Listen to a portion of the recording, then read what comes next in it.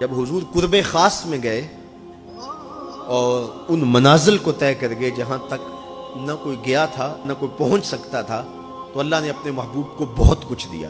70,000 اسرار تھے، 70,000 رموز تھی، 70,000 حکایات تھی۔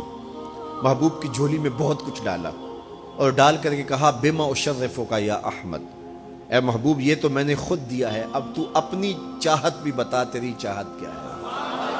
یہ مہمان نوازی کے تقاضے ہوتے ہیں نا، کہ سب کچھ پیش کرنے کے بعد بھی میزبان کہتا ہے کوئی اور، آپ کی کوئی پسند، تو یہ میزبانی کے تقاضے ہوتے ہیں۔ تو سب کچھ دینے کے باوجود جھولی میں ہر چیز ڈال دینے کے بعد کہا بما اشرفک یا احمد، پیارے بتائیے آپ کو کیا دیا جائے۔ اب پھر حضور کی ڈیمانڈ دیکھیے، حضور نے مانگا کیا۔ کسی شخص کو دیکھنا ہو کہ وہ کہاں کھڑا ہے، اس کو آپ اختیار دے دیجئے گا، پھر پتہ چل جائے گا وہ کتنے پانی میں ہے۔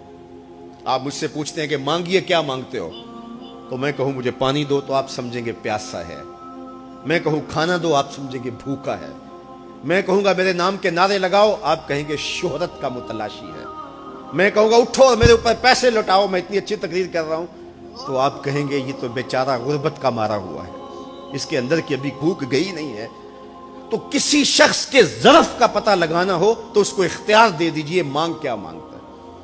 اور مانگنے والے جب کوئی کمال چیز مانگ لیں، وہ کیا کسی نے کہا نا میرے سوال کی عظمت تو دیکھ ہے ساقی، میرے سوال کی عظمت تو دیکھ ہے ساقی، جام نہ دے حسن طلب کی داد تو دے۔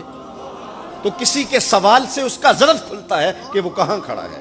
اب حضور کو اختیار دیا جاتا ہے محبوب مانگیے کیا مانگتے، مال و زر مانگا، دولت مانگی، یہ تو قدموں میں رلتے تھے، حضور آنکھ اٹھا کے نہیں دیکھتے تھے، تو پھر مانگا کہا بنسبتی الیک بالعبودیہ، اے اللہ ساری زندگی میں کہتا رہا کہ تو میرا رب ہے، یہ میں نے غاروں میں بھی کہا، یہ میں نے پہاڑوں پہ بھی کہا، طائف کے بازاروں میں بھی کہا، مکے کی گلیوں میں بھی کہا، برستے پتھروں کے سائے میں بھی کہا، میرے سر انور پہ اوجری ڈالی جاتی رہی، میں نے سر نہیں اٹھایا اور کہا کہ تو میرا رب ہے۔ ساری زندگی میں نے کہا کہ تو میرا رب ہے، آج تو بھی تو کہہ دے کہ تو میرا بندہ ہے، مجھے عبد کہہ کے پکار دے۔ ملا جیون علیہ رحمہ فرماتے، امام راضی بھی لکھتے ہیں کہ یہ حضور کا پسند فرمودہ ہے۔ تو پھر اللہ نے جب بھی واقعہ معراج کی حکایت کی تو لفظ عبد سے جو ہے وہ بات کی، سبحان الذی اسریٰ بعبدہ، اور وہاں بھی سورہ نجم کے اندر بھی فرمایا فَأَوْحَىٰ إِلَىٰ عَبْدِهِ مَا أَوْحَىٰ، تو یہ محبوب کی چاہت پر ہے۔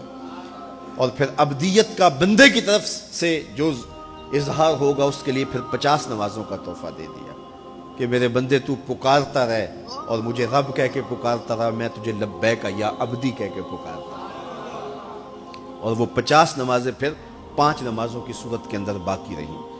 اللہ کی باتیں بدلتی نہیں ہیں، جو ایک نیکی کرے 10 کا ثواب ملتا ہے، پڑھو گے 5 ثواب 50 کا ہی ملے گا، اس لیے کہ اس کی باتیں تبدیل نہیں ہوتی۔ اور یہ تحفہ ہے۔ حضرت موسیٰ نے تو عرض کیا تھا کہ ایک بار اور جائیے، لیکن میرے حضور نے کہا تھا مجھے اپنے رب سے حیا آتی ہے۔ عادت باری یہ تھی نا، ہر بار 5 نمازیں معاف ہوتی تھی، اب بھی جاتے تو 5 نمازیں معاف ہو جاتی، لیکن کہا کہ مجھے اپنے رب سے حیا آتی ہے۔